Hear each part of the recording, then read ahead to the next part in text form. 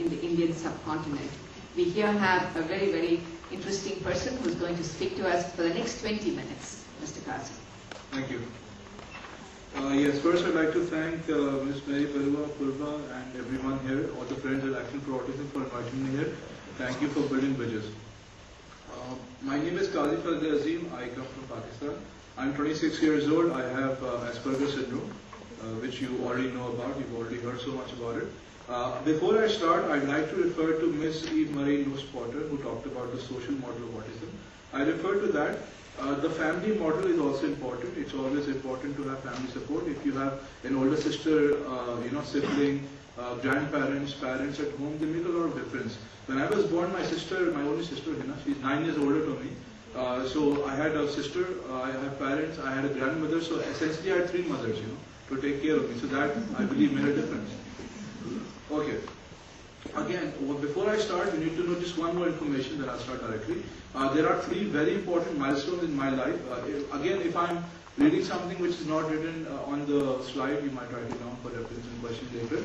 There are 3 important milestones which I believe are directly linked to my progress in my education regarding autism and Asperger syndrome. The first is, at age 2, as I said, my sister is 9 years elder to me. She's older, So she had books which are obviously for older children. So I was not exposed to ABC and picture books. I was actually exposed to encyclopedias, technical books, children's encyclopedias, and elder books. So essentially, I was very interested in this stuff. And that's how I was exposed to words. Let's say even before I was speaking, I started speaking properly at the age of 5. Before the age of 5, it was echolalia. I used to simply repeat things like, if somebody asked me, like, do you want juice?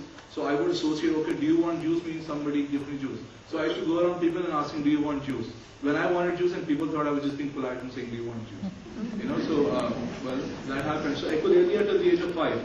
After that, it suddenly started making sense, the whole language context and how to use it. Now, as I said, I was exposed to books at a very young age, older books. So that's when I started, in a way, recognizing pictures and understanding, associating. Then what happened? The second milestone. As Dr. Stephen Shore mentioned yesterday, Asperger, essentially, we have a very good ability of noticing errors. If a piece of cloth is torn, we can notice a part of it. If there's a spelling mistake, I can figure out in a second, in the whole book. It's very easy for me. So in that sense, at age 11, I saw a video of myself. These weddings, you go there, people make videos of you, and then they show it to you, they make you force, and you look at you in the video. So, they did that to me. It was really interesting. But what I saw at age 11 was shocking. I saw myself behaving differently from other people, and that's when I realized I noticed that in a second. My behavior when I saw myself on television was very different as compared to other people's behavior. So I said, well, I have to fix it. Essentially, I have not removed anything from myself. I just appear to be more normal. I try to fit in as much as humanly possible. Other than that, I am just as I was born. Okay, and the third milestone, just 1 minute, the third milestone was when I found about autism just 1.5 years ago. I was 25 years old, now I'm 26 years old. That's when everything made sense. So basically, now I come to the start. You may have seen the profile. The chairperson just read out about what I do and my research. I'll give you websites later on to read up. There's a lot of things I also do which are not mentioned because of lack of time. You can refer to the website which will come later. Yes, the reason why this is also important is because for 25 years I lived without any idea of autism, what that is, what Asperger syndrome is. I had no idea. Even doctors, generally in Pakistan, it's only been 1 or 2 years since they've started finding out awareness. Now, 2007 was a very good year. But before that, there was just lack of awareness. Even in majority, I would say 99% of doctors still do not have, let's say, what the knowledge that you have or the knowledge that the people abroad have. So the reason this is important is that the solutions that I developed for dealing with my own Asperger syndrome were unique, were unorthodox, were unconventional. That's the topic of this conversation. They are completely different. You may not have heard of them before. Obviously they helped me. And from the last year, I've been, at least spreading awareness. Children come to me, parents come to me, and I also tell them the same thing. Again, these things which you're going to see very soon. Try to ask a doctor about them. I'm not a doctor. I'm only a person with Asperger syndrome. They help me. They help my family. There are 11 people in my family with Asperger syndrome. They've all been diagnosed now. Just in the last 1.5 years, the person diagnosed them. It's a huge family, my God. Yes. Imagine. You just made one say. Social issues. Anyway, we were diagnosed by Dr. Douglas Blackwood, who's a psychiatrist at the University of Edinburgh. I emailed him, he came, so I come to come and diagnosis. Okay, I'll continue. The first thing, diet and vitamins. As I said, we have family history. It is very strongly genetic. The tendencies are there. My family tends not to give me milk and bread, not because I don't, not because of them, they're forcing, but I just don't like the smell. I can't stand it. I can't come into a room where milk or bread is being served or anything made from milk or bread. I'm referring to GFCL, by the way, gluten-free, casein-free diet, for those of people who know the word. Foods high with vitamin C content, example, spicy foods were given, oranges, lemons in my diet. As you see me here, it's not a very good photo. This is, I believe, when I was 3 years old. I'm holding a vitamin C bottle. And the reason I'm doing that is I love the smell of vitamin C. I just can't stop it. I used to take, as mentioned on the slide, I used to take between 6,000 mg of vitamin C per week and 15 to 20 strepsils. Nobody told me. I tried to hide. I didn't have my parents. I was just sneaking off in the medicine cabinets, just eating vitamin C. I don't know how I did it or how I was allowed to do it. But vitamin C has been proven. There is ample research released last year and in 2006. About vitamin C as a natural chelation agent. It helps cleanse the body. It's safe. You can ask your doctor, refer to him, and if you want to. Strepsils contain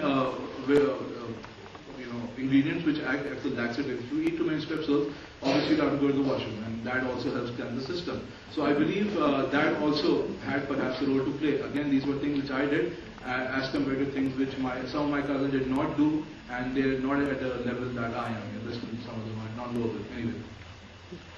Herbal digestive pills, Kamina by Hamdard. The digestive pills, again, I believe it helps cleanse the system. It's very important to have organic food, preferably with no pesticides or any other additives.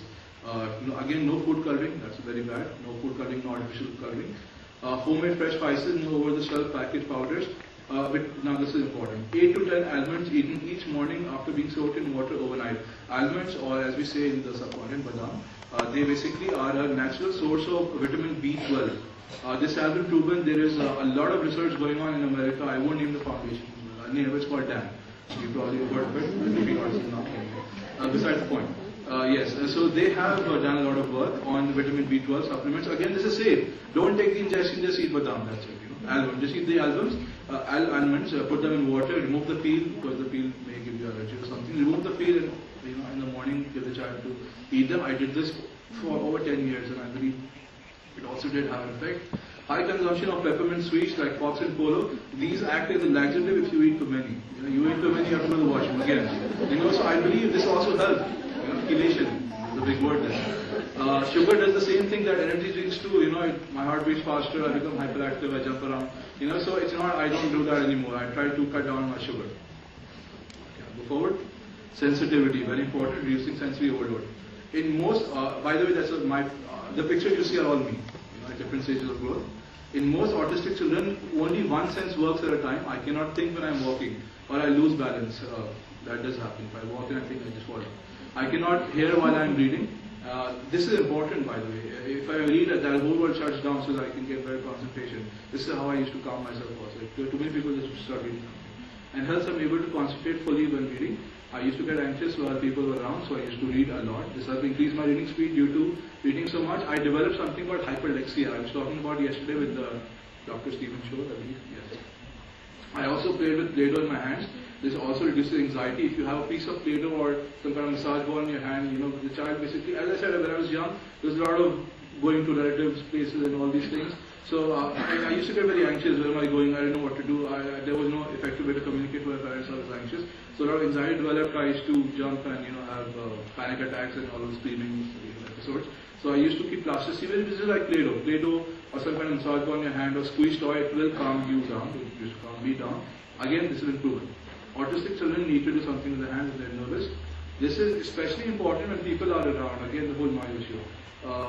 The physicality and reassurance is something in our control in a random situation. You have to calm me down so I won't run away when you walk towards me. Yes, the shirt tags do hurt, so I remove them, and I don't wear tight clothes. After